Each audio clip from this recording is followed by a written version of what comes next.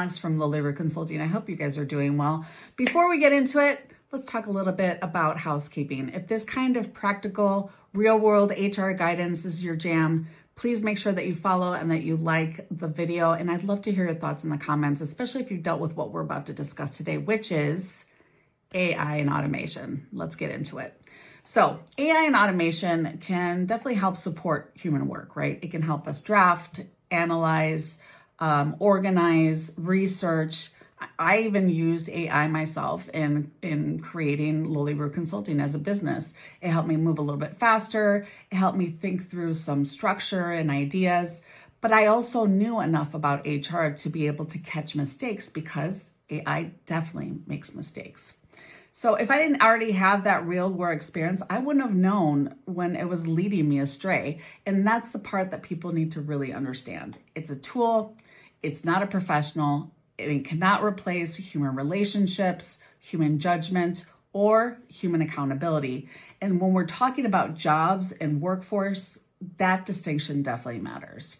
We need to be honest about this workspace, this job market that AI is entering. About 20% of Americans over the age of 65 are still working because they can't afford to retire yet. And then we've got the mid-career professionals. They're facing cost pressure, and in some cases, they're being replaced with lower cost labor or contract roles. And young workers are entering a workforce with fewer entry-level opportunities than previous generations before. So it's not just about technology replacing jobs. It's about more people competing for fewer stable roles all at the same time. A healthy economy needs entry points for young workers, stability for mid-career workers, and dignity for older workers. And if there's too many pathways of those things are coming in together and they're all shrinking at once, the entire workforce is definitely going to feel it. And there's a real possibility that these younger generations and the ones after are going to face fewer stable opportunities than the ones before them. Not because they're not capable, but because of the structure of the work and because of the structure of our job market. And that should definitely get our attention. So let's ground this conversation in what's happening right now.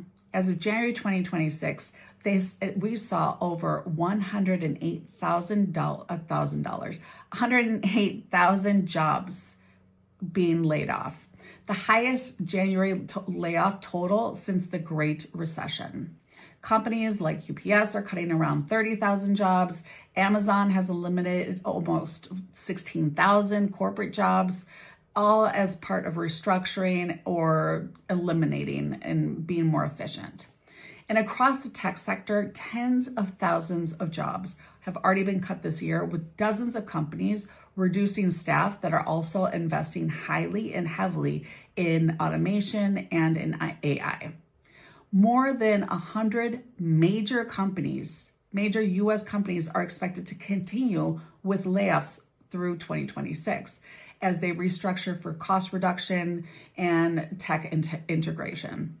So when we're talking about AI, automation, and the future of work, it's not theoretical. It's happening right now in real life in an already competitive job market. We're not seeing millions of jobs disappear overnight, but we're definitely seeing a steady, slow erosion of it. Fewer entry-level jobs, as I mentioned, more automation, more pressure to do more with fewer people. Roughly 10 million US jobs are projected to be eliminated or significantly reduced by 2030 due to AI and automation. And over 30% of the workforce and workers are already in roles that are highly exposed to AI-driven tasks. So we're definitely in the early stages of structural shift, not a temporary one. There's another piece of this AI conversation that rarely gets mentioned, and that's the environmental cost that AI is impacting. Data centers already use about 4 to 5% of all electricity in the United States. And that number is expected to rise as quickly as AI starts expanding. Some projections suggest that it could even reach up to 12% of US electricity within a few years. So they use lots and large amounts of water for cooling and sometimes millions of gallons per day per facility. So when we're talking about AI growth, we're not just talking about software. We're talking about energy demand, water use, land use, and local infrastructure. The digital world may feel invisible, but the environmental footprint is definitely very physical. I'm not anti-AI. I use it, as I said, I help build Lowly Root Consulting with it. But I'm definitely using it less and less with my goal to completely eliminate it once I get everything set up for Lowly Root Consulting. But most businesses will continue to use AI. But using technology to support work is one thing.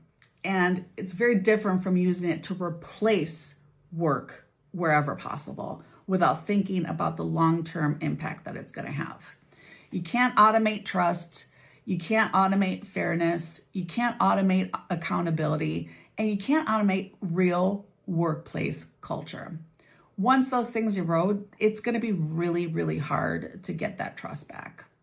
So the question becomes, what can we actually do about it? Not at a policy level, not at a corporate level, but what can we do in our everyday lives to help?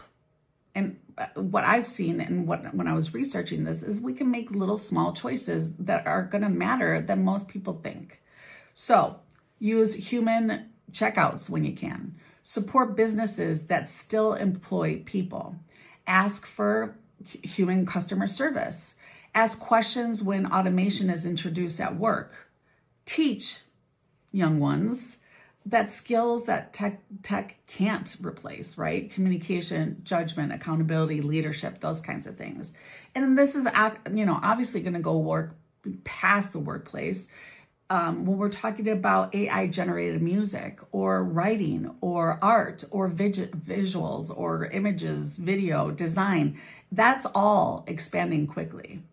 And many working artists and creators are already feeling that impact. Designers, illustrators, photographers, musicians, editors, writers, these are all real human professions and real livelihoods that it's impacting.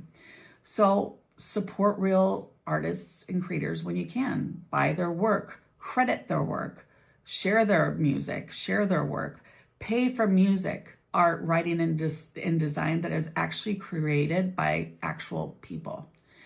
If we want a world created by humans, we have to keep supporting human creators.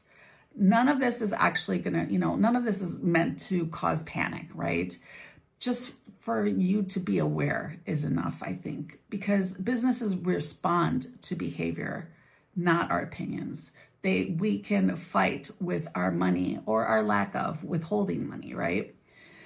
So AI isn't entering a wide open, stable job market. It's entering one that's already competitive and it's already strained.